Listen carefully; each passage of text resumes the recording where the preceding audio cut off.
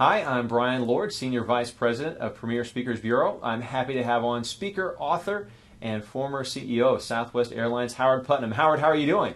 Hey, great, Brian. Good to see you. Yeah, nice to see you too. Now, normally I save my surprise question for somewhere in the middle, but for you, I'll make a special exception for that, and you'll probably get annoyed. You and I had lunch about 10 years ago, and you told me this story.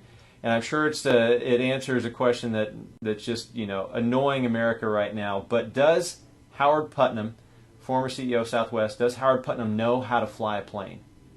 Yes, he does. And how did you learn how to do that? My dad taught me how on an Iowa farm in a Piper Cub. When I And was then about 12. when you were about 12? Yeah. Oh, I forgot that part. I thought you were a little bit older. I couldn't fly by myself. I had to fly with him until I was soloed at 16. But Now, did you know how to fly a plane or drive a car first? I knew how to fly a plane first, actually. Now, that's your opinion that you know how to fly a plane. What is your son's opinion? My son's opinion is that I'm not qualified to fly a plane. Well, what's that? Now, what's that story? Well, my dad taught me how to fly, and then years later, I teach our son, Mike, how to fly. He goes on to Oklahoma State University to get his bachelor's degree and to get all his flying credentials. He gets his instructor's rating. And we now live in Plano, Texas, when we're with Southwest and Braniff. I hadn't flown in 5 years. We'd just taken Braniff through Chapter 11. I'm all stressed out. But I thought how great it would be to have your son check you out. We went out and flew for 3 hours and came back, and I pulled out my logbook and handed it to him. And he said, "I'm not signing that. You're not safe to fly by yourself." I've never flown since, and now he's a captain for U.S. Air. Oh, very cool, very cool. Well, now back to the quote unquote real questions here. But in his new book, Great by Choice, Jim Collins talks about Southwest and specifically you in Chapter 6, and that you were very good about keeping the focus on the vision for the long term. Now, what was he referring to in that? Well, I've never met Jim Collins, and I didn't even know he wrote about us until somebody sent me a copy of the book a couple of weeks ago. But what he's referring to is after airline deregulation, I was the second CEO of Southwest. And my role was to figure out what's the vision, what's the flight plan, what business are we really in, and how do you support a value proposition, no matter what the business is. So we did that. And what he really liked was that the simple little vision that we wrote defined what we were not going to be. We were not going to have first class. We were not going to have more than one kind of airplane. We were not going to have food service. We were not going to interline with other airlines on tickets and baggage. And his point is that many companies in turbulent times, they try to change everything. But that Southwest has stayed the course. That was 30 years ago that we wrote that little vision. And by his mathematics, Southwest has still retained 80% of what we defined we should be 30 years ago. So he held us up as a model as to how companies should look at transformation and stick to what you're doing instead of being all over the place. Yeah. Now, that is one of the things that comes up is that when you talk about, there's so many companies right now going through transformation in turbulent times, and what are things that companies can do to successfully transform themselves in turbulent times? I'm going to be speaking with a health care group that one of your associates has booked me at just in a couple of weeks, and they say they're going to go through transformation, and they want me to talk about that. When we talked on the telephone, I said, "What do you want to transform?" Well, and then they begin to get rather cloudy on what the vision is. So I think what we're going to have to do with them is let's redefine the vision. What's the direction you're going to go? Now, are you sure that's what you want to do in healthcare with all the changes? Yes? Okay. Now we can begin to add the limbs to the tree as to how you're going to transform it. You're going to do it through facilities. You're going to do it through culture. You're going to do it through new business models, new business products. But people tend to be all over the lot in transformation. And Jim Collins said that what we did was the right way. We just kept it very narrow, focused, and simple. My dad always said on the Iowa farm, if you chase two rabbits, you won't catch either one. Just chase one rabbit. And has always been very good advice.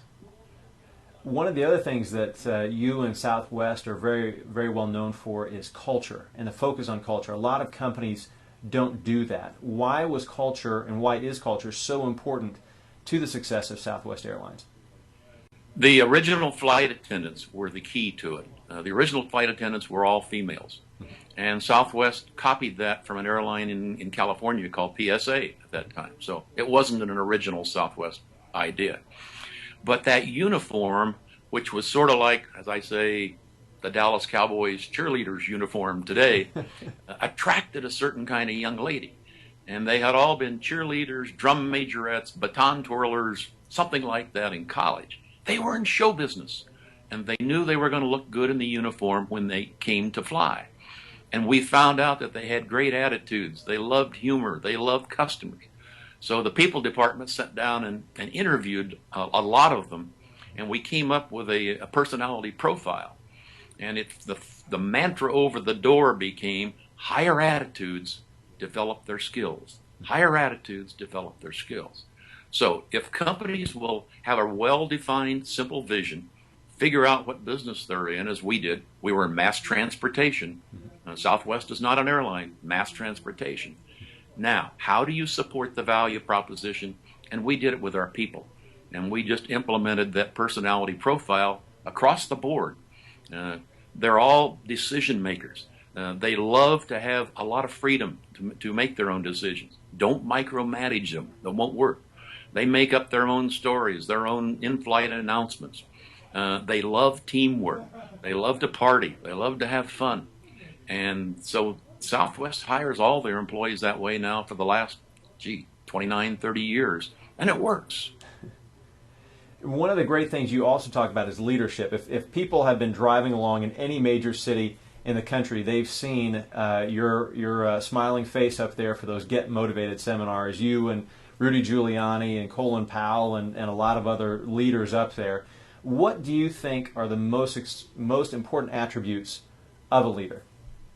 I was on an airplane a while back sitting by a young man who had a company here in northern Nevada. And I said, how's it going? And he said, well, the company's doing well, but the people are driving me nuts.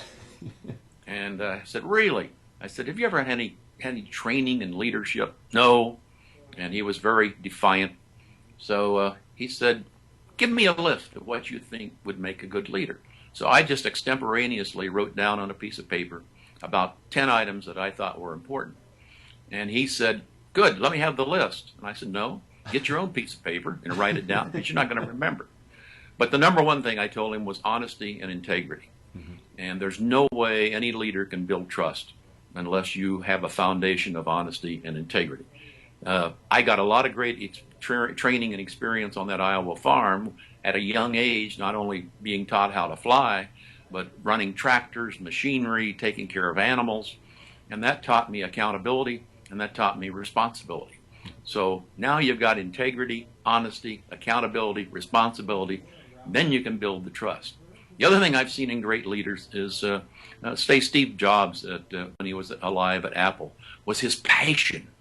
And great leaders that sustain a company over the long term, they have a passion to inspire their people and the product or the service, whatever it is. And they've understood how important it is to have a vision and a flight plan. Authenticity. And it's in speaking. I always say, if you got to be the same off the stage as you are on the stage. Mm-hmm. And otherwise, as I learned recently at the Naval Academy, those young people are so hungry for leadership ideas. And I spent nearly an hour with them just visiting and talking. So you got to be authentic on and off. Team spirit. And then the other one I think is very important is developing your subordinates, developing more leaders. You ought to be able to walk out of your office if you're the CEO for 6 months and the organization just keeps going without you. If it falls on its face, then you haven't done your job to develop. And finally, I think a sense of humor. Got to laugh at yourself. Yeah, and do you feel like that's even more important now in these sort of difficult economic times? Turbulence is when most transformations happen. We don't tend to make changes in good times. We wait until the costs are out of control, the economy's down, and then we say, what's wrong with the bottom line? We got to have a transformation around here. So, and you also got to have some fun around here. When we were taking Braniff through bankruptcy many, many years ago after Southwest, one of my senior officers that was always so funny was a fellow named Sam Coates. And Sam would come in every morning and he'd have a line for all of us just to get us laughing. And there was a movie out at that time called Airport or Airplane. And Sam would come in and say, what a week we picked to stop sniffing glue. What a week we picked to stop drinking, or whatever it was. And it always just got the tension out of the air, and we had a laugh, and then we moved on. Well, now, some of the things that you've mentioned a lot of great things that people will learn when they hear you speak. What are some of the tools and takeaways that audiences have when they hear you speak? With the Naval Academy, there was one that really struck home with them, and it's not original from me, but I use the phrase, some play the game, others change the way the game is played. And which game are you going to be in? And that's what we did at Southwest. We decided to change the way the game was played and go completely opposite of what the airline industry was doing. That was one. Two, hire attitudes, develop the skills. People still hire too much for the resume. And look at what kind of a culture your company needs to support whatever your product or service is, and then go after those attitudes and develop them. The third thing is the communication process. Emails, etc., are so easy today, but I still believe in the power of the handwritten note and the power of a personal visit with your subordinates all. They will appreciate that from now on. One of the things we're very big at here at Premier is making the event planner's life easier and making the event planner look good. What are some of the ways that you do that? Well, when I'm working with you guys, I don't have to do much because you do it all for me. You're so good at that. But I always try to make myself available, as you know, on conference calls and so forth ahead of time, and spend as much time on the phone with them as they want. And then do a lot of research from their website and what their company's going through and all. And then I usually try to talk to several of the senior officers and be sure I'm getting the same story across the board. And in some cases, you'll want to talk to some customers as well. Sometimes it doesn't make any difference, but there are other times that the customers have so much input, and the client themselves may have missed what the customer was saying to them. I'll be there early. I love to go if they have a reception or something the evening before, stop in and meet the people, and I'll stick around after it's over and visit with the attendees as well, and just try to be a part of their family. Yeah, and that's one of the things, I mean, for people watching this, I mean, we get that back, you hear that from event planners all the time about Howard, about, just because you are a good down-to-earth guy and, always willing to help and, make that connection. You're definitely not a bungee cord speaker who just kind of flies in, speaks, then pops right back out. You actually do get to know the client ahead of time and say hello to the people there, and whether it's signing books or getting pictures taken, you're always great about being there for the attendees as well. I just had an email last night from a lady that I will not name that I was just at a conference in Fort Lauderdale today, and when I filled out the evaluation form, I said they need to have Howard speak at next year's meeting. And she signed her name to the email. I could not place her. I mean, there was no company.